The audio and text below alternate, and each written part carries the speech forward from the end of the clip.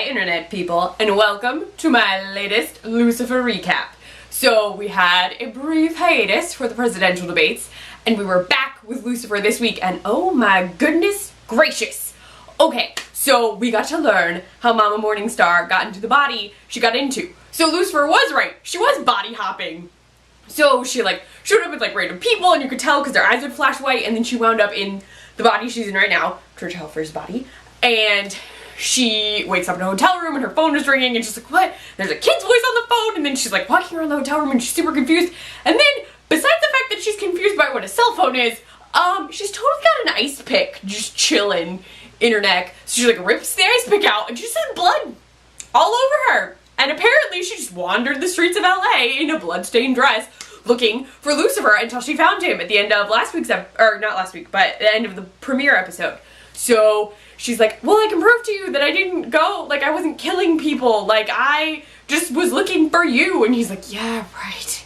So they go to the hotel, and then she's like, look, I didn't do anything, there's blood. She's also totally wearing one of Maze's outfits, so it is very revealing. And after Lucifer already had to deal with a very awkward, my hindquarters are wonderful conversation, where I was like, what?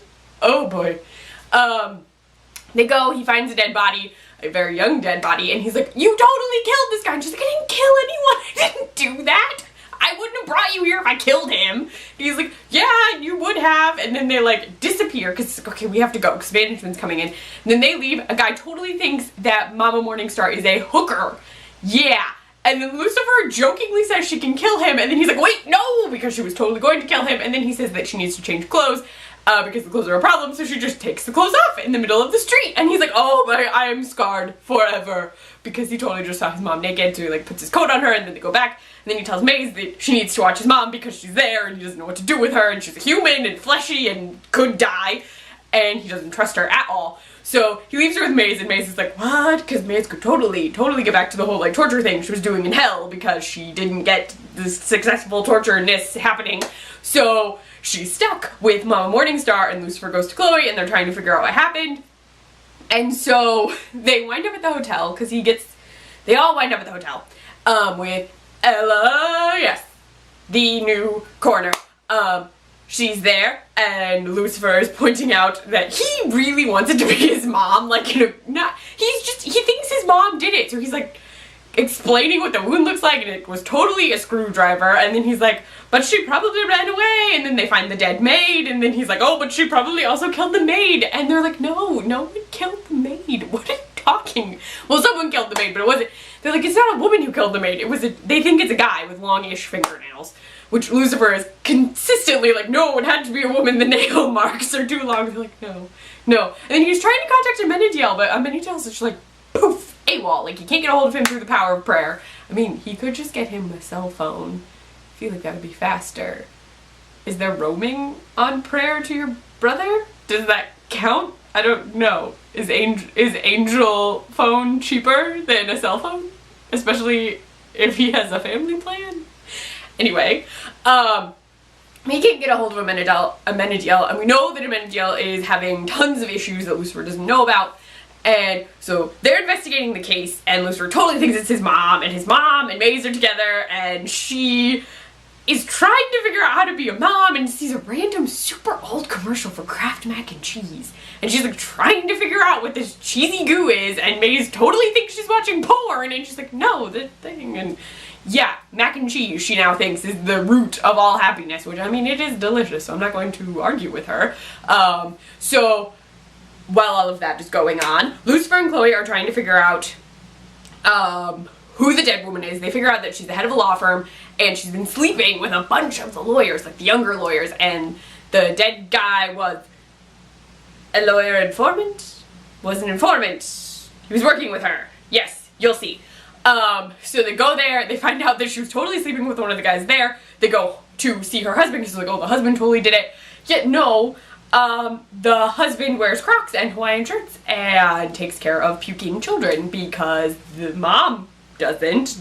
I don't remember what they said her real name was. So Mama Morningstar's flesh suit. They don't know. Yeah. he didn't know any of what she was doing. He like thought she was hooking up with people, but it's far more complicated than that, because Lucifer is like, I'm gonna give you a makeover, and unzips the tux bag, and it's totally bags of coke. Turns out that Mama Morningstar's person was totally like working to help take down a drug lord who apparently has lots of cocaine. And she was hiding it in her husband's tux bag because he never wore his tux. So they're like, well, it was obviously the drug lord, which would make sense because you would think he'd run them out of the way. And so Lucifer decides to go after the drug lord, and when he goes after the drug lord, it's because Mama Morningstar gets away. She and Maze are having a discussion, she headbutts Maze and escapes. He finds out she escaped, and he's like, oh, the drug lord is going to kill her. So he has to stop the drug lord from killing his mom. So he goes after the drug lord, who is tanning at a tanning salon he owns, and as he's interrogating him by like panini pressing him in the tanning booth, he throws someone through a wall and reveals all the coke, which means they can bring him in. So Chloe brings him in, and she's like, you really can't rough people, you can't do this, like I told you not to do this. And Lucifer's like, what, it's fine. But the guy's like, what? And they're like, your enforcer, the tool man? The repairman? I don't actually remember his name, I just know there was a wrench screwdriver joke that made me laugh really hard. He's like, that dude's dead. And they're like, oh crap. So they're like, why? Who? And so they go to talk, they've talked to another lawyer to see if he knows, and then that lawyer reveals that he knows there were 2 murders. Yes, 2 murders. And so they're like, wait, you knew about both murders? What are you talking about? There's only 1 murder. Which is what Lucifer says. And like, you just told our princess.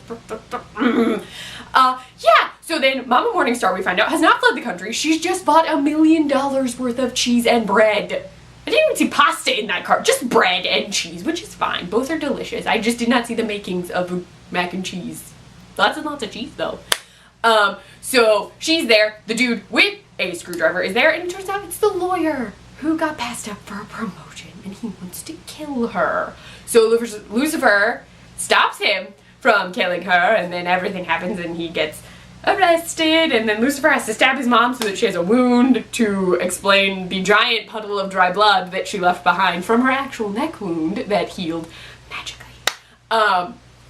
So that little bit of plot is tied up. The issue is that Scarlet wanted a new doll, and Lucifer bought it for her, even though Chloe didn't want her to have it, and so they discuss mommy issues a little bit. And then Amenadiel, with his magical problems, goes to apologize to Dr. Linda because she's very upset that he lied to her. He apologizes, and then at some point earlier, you had seen like a feather float through the air, which is weird because he has wings that should not be having feather problems. And then after he leaves Dr. Linda, he takes off his jacket and he is molting. Like his wings are falling apart.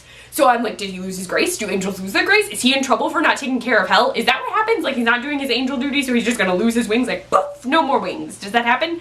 Lucifer had to cut his off, so I don't know. I don't know how that works. So yeah, something is definitely up. Then back at Lucifer's, Mama Morningstar has made him mac and cheese, and that's very sweet. I have no idea when she learned how to cook though, or that Lucifer's kitchen actually worked. The things you learn. But she reveals to Lucifer that she just wants to be his mom, but if he really wants to, he can send her back to hell. And then she's like, I don't really want to go back to hell. And then she says that I'm the reason you were sent to hell. Your father wanted to kill you, and I saved you. And it's all very sweet and touching until the end of the episode, when she literally turns her face toward the sky and smirks. She's totally smirking at God. And yes, my phone buzzed in the corner, but she smirked at God. And I was like, no, Mama Morningstar, no. Now I don't trust her. I don't trust her. And what are they gonna do? Because she's alive and she has a family that knows she's alive now. Does she have to go take care of that family? Is she going to be a lawyer? What happens with that?